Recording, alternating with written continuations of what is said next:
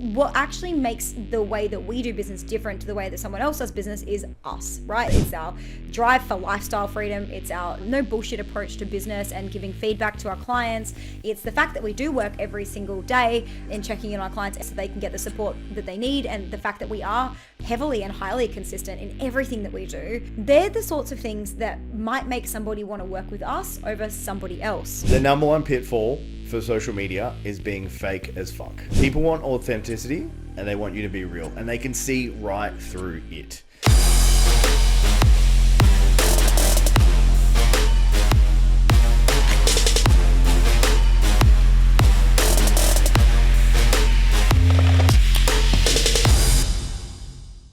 Welcome to the Success School podcast. We're on episode 55. Today we're talking about how to sell on social media with ease. Steph, how you feeling? Yeah, I'm excited to dive into this topic with you guys today because it has changed, and we have seen a big change in the way that people are using social media, and we want to share with you what's working and what has worked really well for us and how you can replicate our success and our clients' success. And so I'm really excited to dive in, but I think you want to go through some cool shit that we're doing right now. Yeah, I think it's cool. No one else will think this is cool. And yes, before you have the thought in your head, I am compensating. So I bought a Ram 2500, the biggest truck ever, and I'm so excited about it because it is going to make our trips in the future so much better and our business. Yes, he's trying to justify this purchase. I did approve the purchase. All purchases that we do, we both approve, but I love that he's trying to justify it this way. And it's a cool car. And you know what? I was actually discussing this with my mum the other day. Mum was like, oh, I find it so funny that Tim claims his German heritage because he just doesn't seem German. And just FYI, Tim is German and his parents are German and he speaks fluent German. And if you've ever met Tim, you will know that basically Tim is not Australian. There's nothing, if you look about Australian culture. Australian, that's it. Sounds Australian and that's it. Australian culture is we're laid back, we chill, we're very relaxed. And Tim's none of those things. So Tim is, I reckon, half German for sure. He's got the efficiency, the intelligence, the drive, wants everything to be perfect, really high standards. And then he's also just, the second half of Tim is just a big old redneck from Texas. Let's go. And he likes, all things boys. He likes big trucks. He likes guns. He likes cigars. He likes working out. He's such a redneck. So if you've ever wondered about the man that I married, that's a little bit about him. But he's very excited about his Ram 2500. Yep. Redneck City, let's go. I've got the full quadrant now. I just need another motorbike and then I'm back to it. No more motorbikes. We'll see about that. What's up with you, Steph? So Tim and I had a pretty cool conversation while we're away. And one of the things that came up was that I can be pretty inconsistent with everything, basically. And that's a pattern. And that's a pattern that I've had to constantly keep working on and keep coming back to. And Tim and I speak a lot about this, and you would have heard in previous episodes that Tim is planning on starting a second business, has started a second business called The Standard. And it's really about wanting to encourage people to set standards in their life to meet. And it's not about, working. You make my business sound lame. No, what? Okay, sorry. To set standards in your life. That is not what it is. Anyway, back to that. We're not marketing it yet, so Yeah. We're not even going to tell you guys what it is. It's still definitely in progress. But one thing that is really important is that when you say you're going to do something, you do it. And I have been guilty in the past of getting comfortable, of, only moving when I'm in pain, of, only getting support when something is going wrong. Once things start going right, I'll use nutrition as an example. Oftentimes, I'll be really good on the diet. And then the minute that I start losing weight and I'm getting some progress, I'll start to, allow in another piece of chocolate. And then that's a very slippery slope. And then all of a sudden I'm back to where I started. And I'm like, why does it not work for me? And it's because my standards slipped.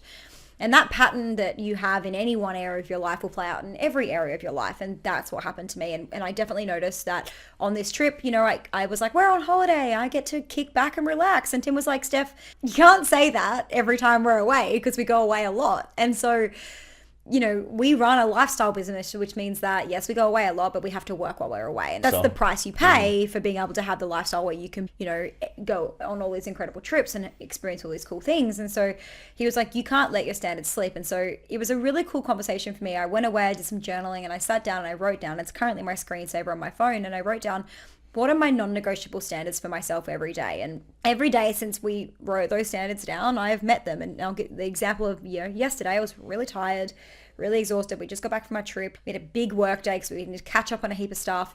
And at the end of the day, Tim had gone in the morning and trained. I had a big presentation that I was doing for a mentorship that I'm part of. And then at the end of the day, I was like, I really don't want to exercise. But my number one thing on my list is do what you said you were going to do. And number two is train every day, whether that's stretching, movement, or running, or going to the gym. And so I was like, said to Tim yesterday afternoon about 3:30, I was like, I'm going to go to the gym. And I think you were shocked because old Steph wouldn't have done that. Baffled. Yeah. And I think it's just really cool. And you feel fucking proud. Like I felt proud of myself that I did that. I felt proud that I did what I said I was going to do. And I think if we can hold ourselves to a standard that we set, to the standard that we set for ourselves, we feel proud, we create momentum. You know, I came home from the gym, I felt better, I ate better because I felt better. Like it's just the knock-on effect is so powerful of just saying you're going to do something and then actually following through. And it builds self-trust and it builds self-integrity and it builds self-respect. And those things are so important in business and in life. And it's been really game-changing for me. So thank you for that conversation because it really has changed my life. It was a hard conversation. Yeah, it was uncomfortable. And I hope that inspired you in some way. But maybe to buy around 2,500. But otherwise, we came on here today to talk about what's working in social media, how to do it with ease. And I think describe, before we even jump into this, Tim, what does selling on social media with ease mean to you? To me, it is people reaching out to you wanting to work with you. So more pull-based marketing versus push. Pull-based marketing is basically your client attraction machine. They come to you. Push is like hustling, DMs, cold outbound, ads, offers, that kind of stuff. So Steph and I, we push and pull in our marketing. We do both. We're better at pull, I would say. What about you? Yeah, I think with ease, there's two factors. One, definitely attraction-based marketing. But the other thing I think is for it to be working without you really needing to push it. And I think, you know, there's a couple of things that we're going to talk about today, but it's not always having to like be on the apps and being on the platforms and, you know, being really present there. I don't think that you need to live your life that way, and it's definitely not the way that we want to live our lives. And so we do have some processes and systems and stuff that allow us to not do that, which we're going to dive in with you guys today. But you know, I think that the main thing is the attraction-based marketing. How can you be the person that people come to?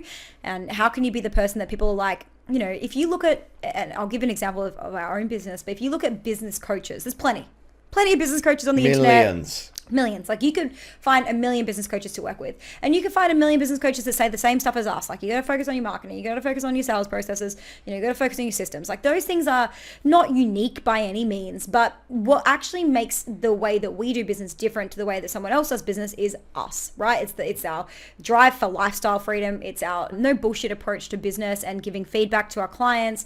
It's the fact that we do work every single day and checking in on our clients every single day so they can get the support that they need, and the fact that we are heavily and highly consistent in everything that we do. They're the sorts of things that might make somebody want to work with us over somebody else, right? And so the best thing that you can do in your business is actually to showcase that, because we literally, I had a message the other day, we're literally on people's vision boards. Like they want to work with us so badly, like they can't afford to yet, or they're not ready yet, naked or whatever. Or clothed? I hope we're clothed. I don't know how we would get photos of us not naked. Are they on the internet? We post some thoughty stuff. No, you post some thoughty stuff. So do you. So, you know, we're literally on people's vision boards. They want to work with us. Even though there are a million business coaches in the world, they are choosing us. They want to work with us. And I think that's a really, really important distinction. And that comes from the marketing that we do and the social media that we create. So let's dive in. Yeah, so I got a little point on that, and that was cool because they want to work with us, yes. But if you're listening to this and you're like, oh, I don't have that type of pull, your prospect may not know of other options. Okay, so there are a million business coaches out there, but because Steph and I know them because we are business coaches, you're an accountant and you might know a million other accountants out there, but they don't know them. Okay, so it's also about making noise and getting in their face so you are in their orbit. So Steph, you know, give us your like top 2 things, what's changed in social media selling in the last 6 to 12 months. Yeah, so the first thing that's changed in social media in the last 6 to 12 months is that more people have got on it. So we are seeing a huge rise, especially with the economic downturn. You know, people turn up their marketing and they're trying new things and they're trying new ways of making noise to get seen and to get noticed. And so we are seeing a flood of people going on to new platforms and trying new things, and also showing up a hell of a lot more than they were before because now they have to. That means that there's probably double, if not triple, the noise on social media. So that's one thing. So it's harder to stand out because there's more people making noise, okay? And people, when they're desperate, they can make a lot of noise. So it's getting harder to stand out. The second thing is that people are no longer just buying because the offer sounds good or because you got a great copywriter to come in and write your copy for you. They're no longer buying just based on the marketing that you're doing. They're actually doing a lot more research into, are these people legit? And there's more scammers on the internet than ever before. Yeah. This is a big investment. Am I going to waste my money? Are these the right people for me? So they're deep diving the heck out of you. And if you don't have a way for people to actually experience you and to deep dive the heck out of you, then they're going to choose someone who they can do that with. So like using the accountant example, if there was an accountant with a personal brand, and I'm sure there is one, they would crush. Yeah, we don't know that. We don't know that many that do it, but like if you really wanted to explode your accounting firm, the best thing that you could do is like to start, if you think about like the tradies. Be a cool accountant. Because like it's really easy to stand out in that niche because there's not very many cool accountants. Yeah. The tradies, like all the tradies that have just blown up recently on social media because they do all these cool like dancing reels with their hat because they're showing personality. They're not just another tradie. And so people choose that company because they're like, I like those guys. Those guys are cool. And this is the economy that we are currently living in. People want to buy from people they like. People want to buy from people who have proof. People want to buy from people who are showing up consistently. And people want to buy from people who they feel like they know and get along with and share values with. And it's just really hard to showcase that in social media posts alone. It's really, really hard to show that in social media posts alone. Yeah, I think probably a move to long form is probably the biggest thing. I don't think it's all about reels and captions and posts anymore. I do think that is like a part of the overall marketing mechanism or creating omnipresence. I just think it's not a one-stop shop anymore. It's just social media. I think there has to be like multiple facets to your marketing and brand and building a brand. Whereas probably like 6 to 12 months ago, you could probably just get away with having an Instagram profile and that was it. And then just posting some value. Yeah, okay? totally. And I mean that like very vaguely. What does it mean for business owners? So we've changed. So yeah, we've had an economic downturn. There's more noise on the internet. People are doing a lot more research before they purchase. What does this mean for business owners now? If they're coming into it, if they've been in business for a couple of years now, like what needs to change? What does it mean for them? I just think you need to get better at it. And you need to get better at it. So not outsourcing it, not just giving it to some rando to do or a Filipino marketing VA or whatever it is. You need to get better at it. Steph and I are like firm believers in personal brands, and I don't know if that's okay with everyone, or I don't know if that's fine for everyone. We think that like everyone in Success School or our community should have a personal brand around the thing they do, because I feel like that is the best way to attract people to you and to work with you. I almost say this a lot on coaching calls, is like some of our clients get on the calls and they're like, what do I do for marketing? And I'm like, just show people what you're doing. Like, it's literally that easy. Like, who are you working with? What are the results you get? What do you do on a day-to-day basis? What does a day in the life look like for you? What does BTS look like? And then when people see that, they're like, oh, that's cool. I like that person. I know, like, and trust them. It's more likely for them to reach out to you. And like Steph used the example of accountant. I've never seen an accountant do that. But how cool. I mean, I think like, yeah, we have a couple of them that do pretty well. But like, yeah, imagine if an accountant was like, just finished someone's tax return and guess what? Found 20K worth of savings. You'd be like, hi, could you please do my accounting? I want to do $20,000 worth of savings. Like, it's so easy. It's so easy to be like, here's what a day in my life looks like. I have a coffee, I sit down at my computer for 55 million hours and then I watch Netflix on TV. How was your day? That's fine. It's funny because that's how a lot of people's days look. Yeah. And so it's like, guys, you think that you're not interesting, and I get it because I have the same feelings. You think that you're not interesting. You think that no one cares. People just want to know, like, if you're a website designer, you just show whose websites you've done, that's freaking amazing, because people are going to be like, I love those people that they did that website for. I want a website like theirs. Sick. I'm going to sign up, right? If you're a graphic designer, same thing. If you're a copywriter, same thing. A copywriter is even more direct. Graphic design is even more direct. Reach out to their competitors and actually say, hey, I did the graphic design for this company. Want some help? And they're going to be like, of course, because I want a competitive edge against that company. There are so many ways to win this game just by showcasing the stuff that you do. And if you're a coach and you're listening to this, you are 100% missing out on millions of dollars worth of sales simply because you don't actually show that you live what you teach. And I'm going to say it again. You don't actually show that you live what you teach. If you're a wealth person, show how you factor wealth into everything you do in your life. If you're at the shops, Or show how rich you are. Or show how rich you are, right? And if you're not rich and you're a wealth mentor and you're a savings, that's fine, but then showcase how you use that. Hey, I'm at the shops today and I was choosing between these two, and this is my process that kicked in because this is my process that I teach my clients. Like, there are so many opportunities for you. If you're a health, showcase your health. If you're a nutrition, showcase you eating nutrition. Like, this is how it works. And if we were preaching lifestyle freedom as an example and we weren't living it, and you could just see that we were trapped behind our computers 50 hours a week, and we're saying that we have lifestyle freedom, you guys would be like, it's a fucking bullshit. con. Yeah. It doesn't sound right. It doesn't feel right. My gut says no. We're not going to sign up with them. So the best and easiest way to just attract clients is to just show people what you're up to. So easy. For sure. You know, on that note, Steph, what's working right now besides showing people what they're doing and what's working? So Longform is working, and we want to talk about this because I think Longform can be broken up into multiple different areas. So there's podcasting, there's YouTube, there's masterclasses, there's mini courses, there's all sorts of ways that you can do Longform. But effectively, Longform is the ability for somebody to consume pieces of your content for longer periods of time. What's working really well right now for our clients, and this has always worked, and this is really interesting because I think things do always work.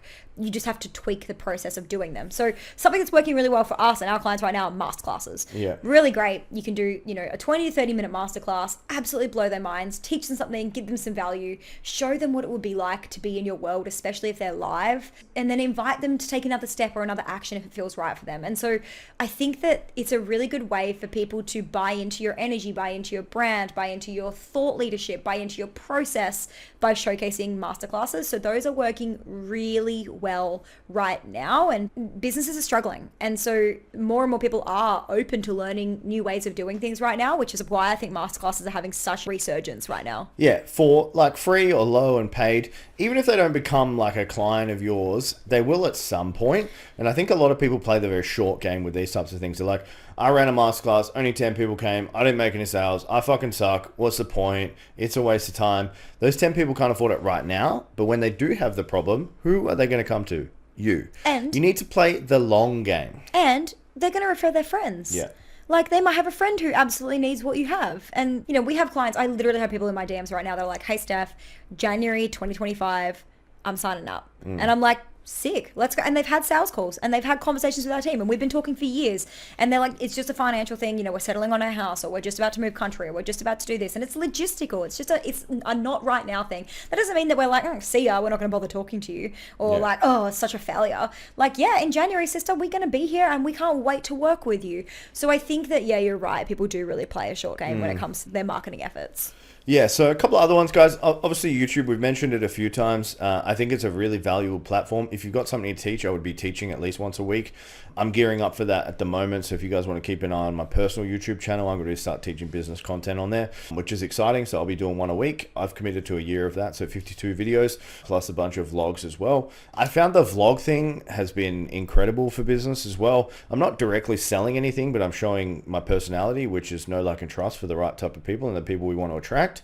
And it's been crazy jumping on YouTube and just like the titles, the tags, like those types of things, they just go like viral and searchable in their own way.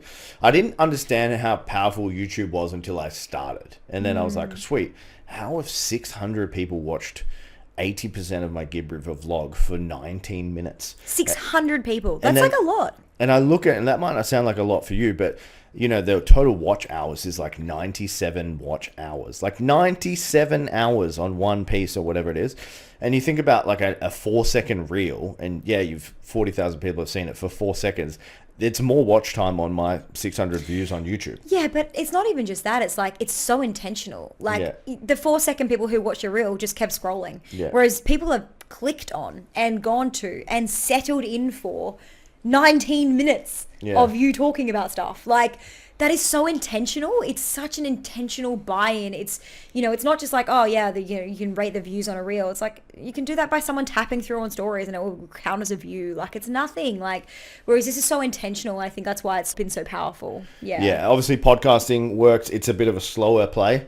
So if you want faster results, I'd say YouTube. If you're in for the long game, I'd say podcasting is also great. Anything else that's like really working at the moment? I think like authenticity, being real, like those types of things, I'll let you hit on those. Yeah. And I think like, invite people to your stuff. Like if you have, a client event, if you have an in-person thing, like get people to experience you. Like if people can experience you, they will probably buy from you. If you're good at what you do, if you actually are good at what you do, and you're actually the expert at what you do, and you are really passionate about it, just find ways for people to experience you.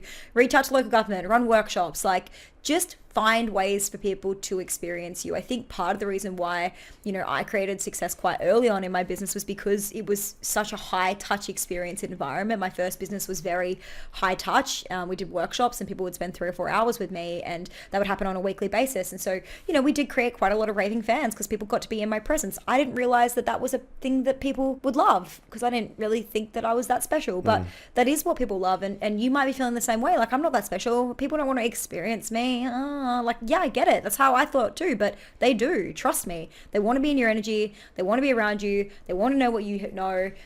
You're inspiring to people. And if you don't choose to believe that, it's going to keep holding you back for sure. So, Tim, traps or pitfalls to avoid in social media? I was so excited for you to ask me this. We are going to have completely different opinions on this. We really are. But the number one pitfall for social media is being fake as fuck. Okay? People want authenticity and they want you to be real, and they can see right through it. So if you're like, and we had this comment on a caravan trip, there are some YouTubers and our friends met them, and then they met them in real life and they were like, they are completely different online than they are in real life. Worst thing ever. Okay. And if that happens to you and you've met someone like that, honestly, it breaks trust like the snap of a finger. We know a few people that do this and they're completely different people, and people comment on that. Like they're a different person online than they are in person. Nothing breaks rapport faster. And people just want other people to be real and cut the shit, like cut the lies. So I think the number one pitfall is you just need to be yourself online. I think that's one of the most important things to building authenticity and building a personal brand. What are some other pitfalls? Just on that, we have someone that we know who has a cool brand online, but is actually even cooler in person. Like actually just a total legend in person. And she doesn't showcase much of it online because she's probably scared of being judged. And it is a shame, because I actually think that it would grow her business so much faster if she was actually just completely herself online. She kind of has this like persona that she puts on that's like a bit more of the, whatever, good girl or professional or whatever. And I just think like it's a personal brand. And the minute that and I used to do that, man, wow. Hard. I used to do this so hard, right? Yeah. And I used to, I wanted to be professional. I wanted people to see me a certain way. I didn't swear online. I was very careful about what opinions I shared. I always wanted to make everyone feel good. I didn't want to make anyone feel bad, and, all of these things. But at the end of the day, if you come into my container and I get on one of my passionate rants, like, you're going to experience that. And I swear, yeah. And sometimes, my clients know, like, we're very loving. We always will be very honest, and honesty can be confronting. And so, if you are listening to this podcast and you love the way that we talk, and you love that we're honest, you love that we're no bullshit, yeah, we're probably for you. If that terrifies the fuck out of you, we're probably not for you. Which it does for a lot of people. Yeah, for a lot of people. I got told I was intimidating this week. Yeah, and Steph was like, wait till you meet Tim. Yeah, I was like, don't join our program because if you think I'm intimidating, you are going to be terrified by Tim. And so like, it's one of those things, and I actually shared this in my stories yesterday. I was like, we've been having a lot of wins lately. I've been a bit scared to share them. I don't want to feel like, we're bragging, and I don't want people to think that we're unrelatable or any of those things. But then I also have to remind myself that the right people are going to see that shit and go, and be like, fuck, that's so cool. I love that, and I want that, and I want to work with this person, and that's so inspiring, and that's made my day. And I put it on the internet and I shared all this stuff, and then I had a flood of messages of people just being like, please don't stop showing us. Please keep telling us. Please keep reminding us this is possible for us. Thank you so much for being yourself. Thank you so much for going first. And I just really think that, with this one person that I have in mind right now, like if she showcased just the depth of her personality, she would just crush because she's cool as fuck, but she hides it online because she thinks that people won't like it. And it's, even if you're not cool as fuck, show it, because someone's going to like that. Someone's going to think you're cool. Yeah. Someone's going to think you're dorky. They're going to love that. You might think it's dorky, and they're going to love it. They're going to love it. There's this one guy, just really quick segue or story, but who's the guy on the internet that you follow and he just has a camera and goes to the gym and just trains? Sam Sulek. Sam Sulek. Now, Tim told me about this guy. He sometimes watches this guy on YouTube, and literally the dude, it's so boring, but it's not even boring, which is the best part. And if you want proof, you have to go watch this dude's YouTube channel just for 10 minutes and you will see proof. He gets millions of views. Dude just literally wakes up, it's like, hey, I'm going to go to the gym. And then he puts his phone in the car and then he talks about what he's going to do at the gym on the way to the gym. And then he goes into the gym and you just watch him work out. That's it. That's his entire thing. And it's not even funny. Yeah. It's not even... Can't joke. He's got no personality. Like, he's not like someone who's like really like, oh, it's like, you know, he's not like James Smith. He's not like got anything about him. And he is viral AF. And people are obsessed with him because he's just himself. And I think that that's what makes it so interesting is you got this dude who just is completely himself and just had a crack and just cracked it, and it's amazing. I'm gonna give you one more example, and I want you guys to go look this guy up. And I think I've showed Steph him before. I just like one day in my explore feed, I saw this bald, older, middle-aged dude DJing in his living room, and he was just jamming out to D&B tracks, like going for it. And I was like, I fucking love that. Like, clicked his profile, looked at it, and he's got kids. And then he just started with like a little shitty DJ set, and eventually he started getting more followers. So he's like, oh, I'm going to keep doing this. He starts doing remixes, he starts DJing, and then all the famous D&B DJs start following him and sending him all their unreleased tracks. So like Sub Focus, like all the big ones. And then he keeps doing it, and now he's getting invited to festivals to DJ. This guy from he was like a 45-year-old man. He was DJing by himself with 10 views, and now he's DJing at festivals around the world just because he showed his weirdness of him dancing around. He does the weirdest shit with his hands. It's like, it's totally uncool, and I just love watching this guy DJ. It's fucking incredible. Yeah, we'll link these people below, guys. You have to go and have a look, because it doesn't matter what story you are currently trying to tell yourself right now about why it wouldn't work for you to build a personal brand. You know, whether you're like, oh, I have kids and I don't want to like show their faces, so don't. That's cool. Don't do that. That's Facebook awesome. one. Yeah, like we get it. Like, you don't have to cry on camera. You don't have to like show. I wouldn't recommend that. You know, like, you don't have to do any of those things, right? Like, Tim and I just got a video out and we're like, hey, we're on the road and we're about to go to a water crossing, and people are like, that's so cool. That's so cool. Like, and it's just so simple, guys. Reality TV has been a thing since forever because people want to watch people. Give them an opportunity to watch you. Give them an opportunity to buy into who you are, whether you're weird, whether you're wacky, whether you're boring, whether you're odd, whether you're dorky, whether you're cool, whether you're fun, whether you party. It doesn't matter. Just show us and your people will find you, and then you become non-fungible. So fungible means that you can be replaced by something else. So if I have an accountant and then I don't like my accountant, I could just go to another accountant, right?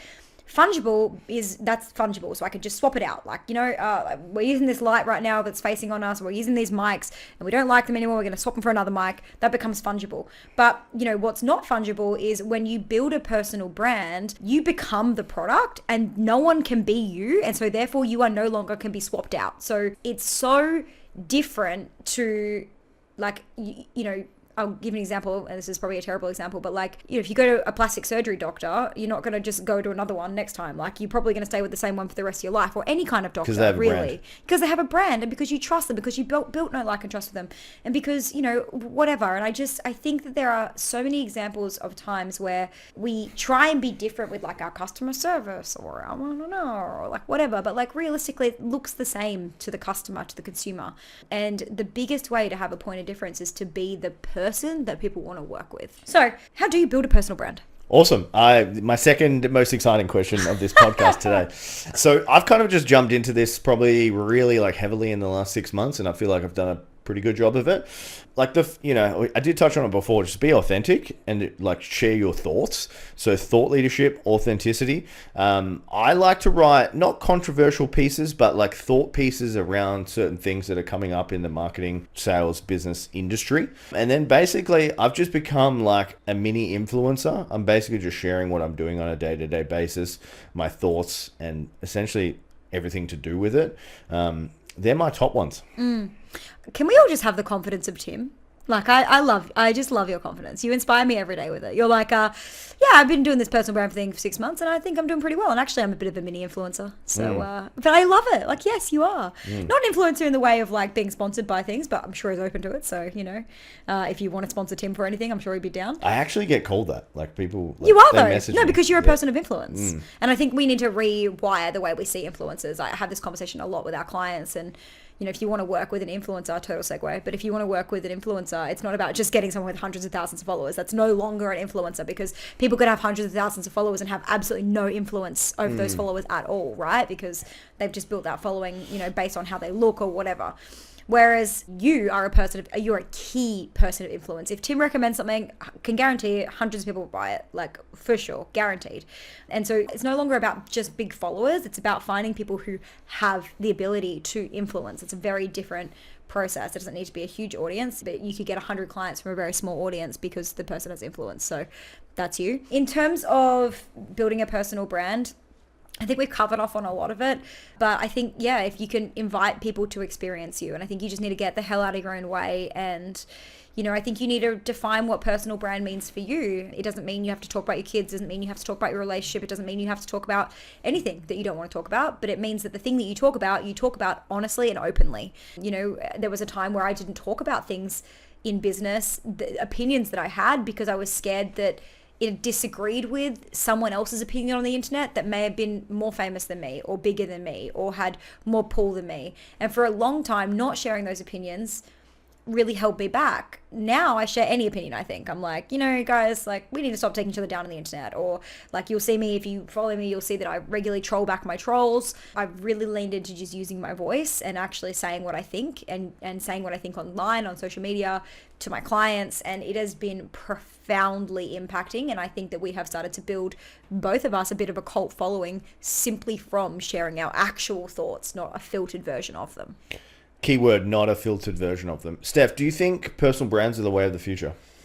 I think they're the way of the future in this economy. I think that when the economy turns around, and it will, that, people will prosper and it'll be easy to sell again, and, people will be a little bit less cautious about where they put their money.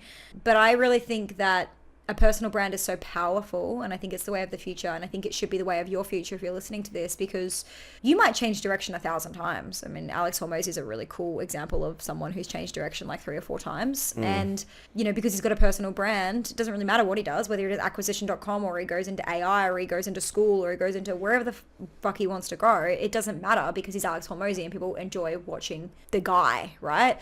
And I think that that's where personal brands come in so powerfully. It's like, we're business coaches right now, but we might be wealth mentors in the future. We might be property investors. We might, do some property development. We might become real estate something or others. Like, we could do anything. And how cool. Like, we could be astronauts. Like, fuck, whatever you want in this lifetime. I bet we could sell it. Whatever you want in this lifetime, like, you can do it, right? And especially if you have a personal brand. Whereas if you are all of your business brand and then you close that business, you're fucked. You have to start again from scratch. Whereas if you have a personal brand, you never have to start from scratch. So I wouldn't have called me a personal brand probably 12, 18 months ago, but now I really see the value in it. Yeah, I've got a little conspiracy here, and I think this is the right time for it. And this is not like a I'm going to piss someone off conspiracy, although I'd love to do that, but Steph won't let me on this podcast. Is this a tinfoil hat conspiracy? No, this is not a tinfoil hat conspiracy. So the way AI is going, it's getting so good at replicating people and the deep fakes, and there's all this crazy stuff. I feel in the next couple of years, we're going to get to a point where there are going to be like business coaches online that aren't real, and they're people like behind a computer screen that look nothing like them, creating this brand and this whatever this is, or this could be in any industry, by the way. I think the only real value of currency is going to be live coaching, like we do on our calls, and in-person events. I feel like that's where it's going to go in terms of service, because people are going to really value real fucking people, not robots, not AI, none of the stuff. I think there's like a bit of a rejection to AI, which a lot of people have as well, like in some areas. And I feel like, obviously we can get on this, but as sooner you get your personal brand happening, the sooner you are going to impact more lives, crush, and make more money. Totally agree. Let's talk about the mindset blocks that somebody might have to having a personal brand. They might have a fear of being judged online. They might have a fear of being seen. They might have a fear of like, what will people think of me? And we've both been there, 100%. So how? I feel that like kick in the face. Yeah, totally. Yeah. How have you gotten past that to build? Because I would say 18 months ago, you had one, but it was like accidental. It was just really because you were updating your life on social media. It wasn't like intentionally building a personal brand. And when you stepped into the business coaching space, like, guys, when you do anything new, there's imposter syndrome every time, right? So when Tim first stepped into business coaching, he had all of the feelings that anyone would, like, who am I to do this? Why, like, you know, blah, blah, blah. Like, all those thoughts come up. How did you get past it and just fucking do it anyway? Like, talk me through the mindset of if someone's sitting there right now and they're like, oh, I'm listening to this and I really want to build a personal brand, but I'm scared of getting judged. People are going to watch me. I'm terrible on camera. Talk me through it. Honestly, I think the easiest way to get over it was just to show what I was doing, so it wasn't a lie. So if it's not a lie to me, then it couldn't be a lie for anyone else, because I'm literally just sharing what I'm doing. So I was like, hey, my client X is doing this. How cool is it? Hey, my client X had X result. How cool is it? And then in terms of like my personal thoughts and opinions, I got trolled for so long and for so many years, and Steph could attest to this, that became like a normal thing for me. So every time I would post, I would be like, oh, if someone, you know, arcs up at it or like, you know, says something bad to me, I wouldn't really care. I think it's more of you just get a thicker skin over time. The first time fucking sucks. And then every time after that, it just gets a little bit less worse. Whereas now I really don't even delete troll comments. I just leave them up. And I just let them like create engagement. It really doesn't affect anything for me. What I post online, I'm so comfortable within my own skin, and I'm so comfortable with what people think of me that I'm at the point now where I don't give a fuck. The only people who I really care what they think of me is like you and our 2 dogs. Like, honestly, that's the peak of it at the moment. So it's just something that you need to do and get over. Like, someone's opinion of you doesn't change anything about you.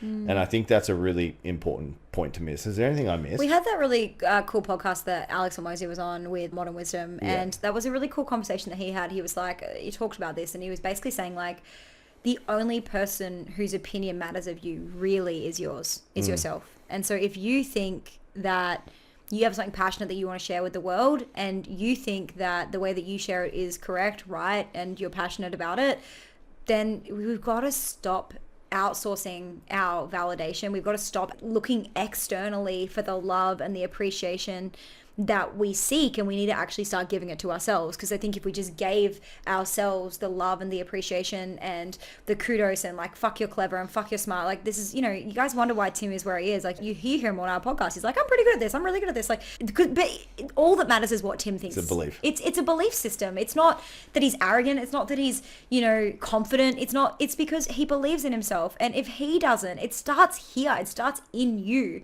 And if you don't believe it, whatever belief system you harbor, other people are going to see and also believe. And so it just becomes one of those things where it's like, at the end of the day, like, the only people that we're ever trying to please are ourselves, and maybe seek validation and approval from each other, but mostly ourselves. And at the end of the day, if we're okay and we can get behind and we can stand behind what we say on the internet, and if someone disagrees with me, and I'm happy to sit in the arena and I'm happy to have that debate and I'm happy to have that conversation, then bring it. Because I wouldn't be posting something and sharing something publicly and online that I wouldn't fully endorse and back for myself. And at the end of the day, you have to be comfortable with that. Yeah, for sure. Another, like, just a strategy on that, guys, is I just do the old post and ghost.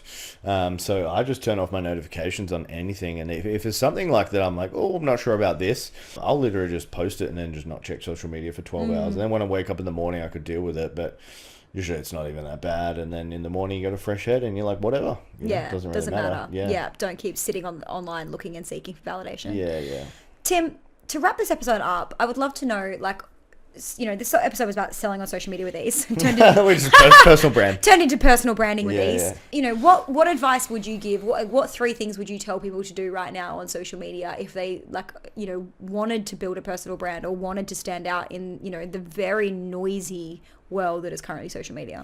Yeah, so just start sharing your thought leadership from a day-to-day on your story. That doesn't have to be you talking to camera. It can just be written. Those absolutely crush for me. They do so well. So many replies to those. Can you give an example of thought leadership? So, you know, hey, just got back from the give. It was an amazing trip. Here's the 3 things I learned. Here's what I think everyone else should do if you're contemplating like a trip like that. That would be one. You know, I haven't said it yet, but we saw it on someone else's story. Bye-bye Biden. You know, thought leadership, like something controversial on that.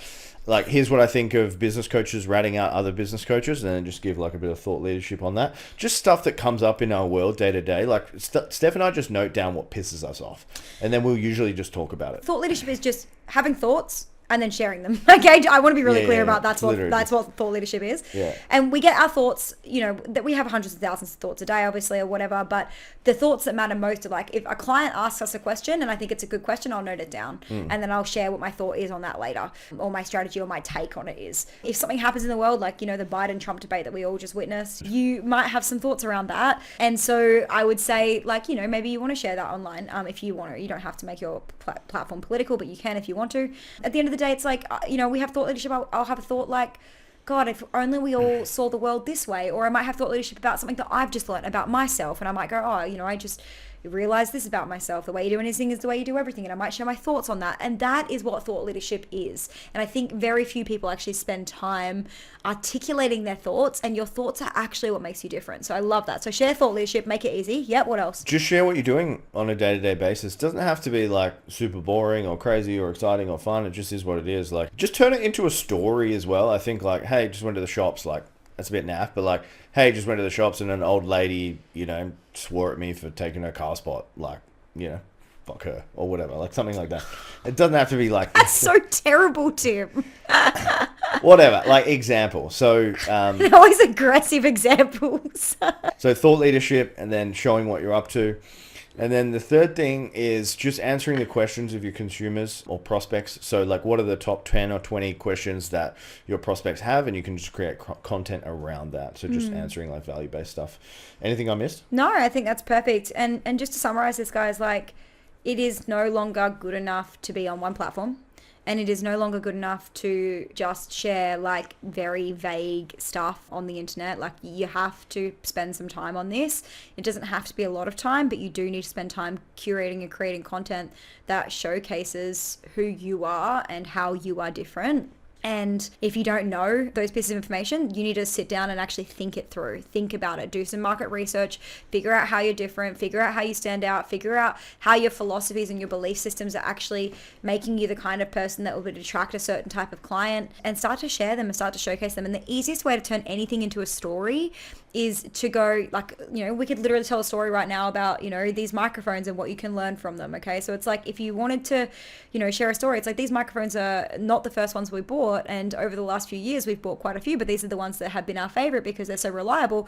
And then I could turn that into a story about how people love buying from reliable brands. And then I could talk about how to become a reliable brand. Yeah. And so you can just turn, like, and that was just on the spot. So get into the habit of turning everything into a lesson about what you do. And once you start looking for it, you will find 100 ways to do it. I used to play this game with myself where I'd be like, I'd tell my clients to just throw a word at me, like red high heel. And I would turn it into like a business post about business, even though it was about something, or a frangipani or a palm tree or whatever. And it really helped me to work on my ability to go, hey, like, everything is connected and everything applies, and I can turn anything into a story for somebody who's watching that they can actually learn from. Like, it's like, how do we take this thing that I've experienced, which is a lesson, and we know that if the way you do anything is the way you do everything, that means that lesson applies across all areas of life. And so it's just about finding the pattern and then actually showcasing it to people and telling people how. All right, guys, that was great. Tons of good value in there. If you love the show, leave us a review, obviously ratings, and then send us a message. Tell us you loved it. Until next week, guys, that was epic. Chat soon. Chat soon.